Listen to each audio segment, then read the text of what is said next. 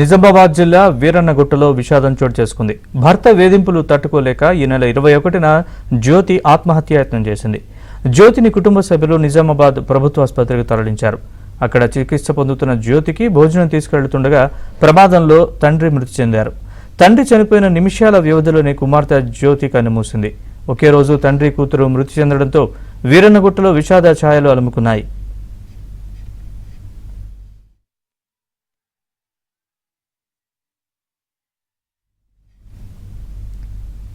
నిజామాబాద్ జిల్లాలో తండ్రి కూతురు ఒకే రోజు మృతి చెందిన ఘటనకు సంబంధించి మరింత సమాచారాన్ని మా ప్రతినిధి శ్రీపతి నడి తెలుసుకుందాం. శ్రీపతి, చెప్పండి, ఈ విషాద ఘటనకు సంబంధించిన పూర్తి అప్డేట్స్. నరేష్, కేవలం 15 నిమిషాల వ్యవధిలోనే తండ్రి ప్రమాదంలో మరణించాడు. ఆ వెంటనే కూతురు కూడా ప్రాణాలు కోల్పోయింది. ఈ ఘటన రెంజల్ మండలం వీరన్నగుట్టకు సంబంధించిన కుటుంబ సభ్యులు వీరు. అయితే ఎవరైతే మృతురాలు మాలోత్ జ్యోతి, 30 సంవత్సరాల వయసున్న జ్యోతి ఈ నెల 21వ తేదీన క్రిమి సంహారక మందుతో ఆత్మహత్యాయత్నం చేసుకుంది. వాస్తవానికి జ్యోతికి 15 సంవత్సరాల క్రితం అబ్బాపూర్ తండాకు చెందిన ప్రకాష్ అనే వ్యక్తితో పెళ్లైంది. వీరికి 2 కూతురు కూడా ఉన్నారు.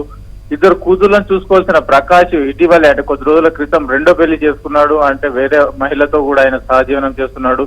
ఇలాంటి పరిస్థితుల్లో జ్యోతికి అలాగే ప్రకాష్ కి మధ్య గొడవలు జరుగుతున్నాయి. ఈ క్రమంలోనే జ్యోతిని ప్రకాష్ అతని కుటుంబ సభ్యులు కూడా వేధించడం మొదలు పెట్టారు. ఈ భర్త అలాగే అత్యంత వారి వేధింపులు భరించలేక జ్యోతి ఆత్మహత్యకు ప్రయత్నం చేసింది. ఆ ప్రాణాపాయ స్థితిలో ఉన్న జ్యోతిని ఆమె కుటుంబ సభ్యులు నిజామాబాద్ లోని ప్రభుత్వ ఆసుపత్రిలో చేర్పించారు. అక్కడ ఆమెకు చికిత్స కూడా జరుగుతుంది. ఈ క్రమంలోనే జ్యోతి తండ్రి లక్ష్మణ్ రాథోడ్, ఇతని వయసు 60 సంవత్సరాలు ఉంది. ఈ లక్ష్మణ్ రాథోడ్ రోజు వాళ్ళ గ్రామం నుంచి ఆసుపత్రిలో చికిత్స పొందుతున్న జ్యోతికి అలాగే ఆమెకు సహాయకులుగా ఉన్న వారికి భోజనం తెచ్చే ప్రక్రియ కూడా కొనసాగుతోంది.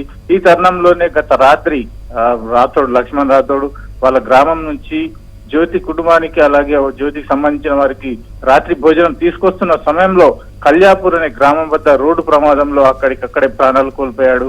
ఈ సంఘటన జరిగిన కేవలం 15 నిమిషాల వ్యవధిలోనే జ్యోతి కూడా ప్రభుత్వ ఆసుపత్రిలో చికిత్స పొందుతూ ఆమె కూడా ప్రాణాలు కోల్పోవడం జరిగింది. ఈ సమాచారం వాస్తవానికి యాక్సిడెంట్ సమాచారం ఇంకా జ్యోతికి కానీ ఆసుపత్రిలో వారికి కానీ తెలియక ముందే జ్యోతి కూడా ప్రాణాలు కోల్పోవడం జరిగింది.